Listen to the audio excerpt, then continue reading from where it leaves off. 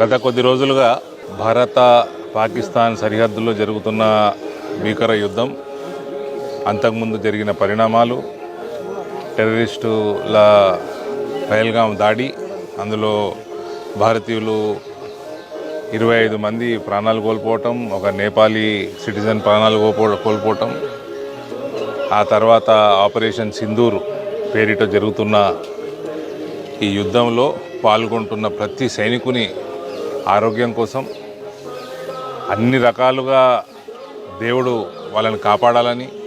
Master minds commerce చదవాలనుకునే 10th inter విద్యార్థుల తొలి ఎంపిక.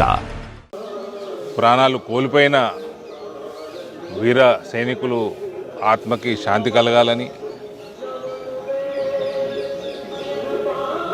త్వరలో ఈ సమస్యకి పర్మనెంట్ పరిష్కారం దొరకాలని, ఈ టెర్రరిస్ట్ సమస్యకి భారతదేశం యొక్క రానున్న కాలంలో పురోగతికి, అందరి మంచి భవిష్యత్తుకి, భారతీయుల భవిష్యత్తుకి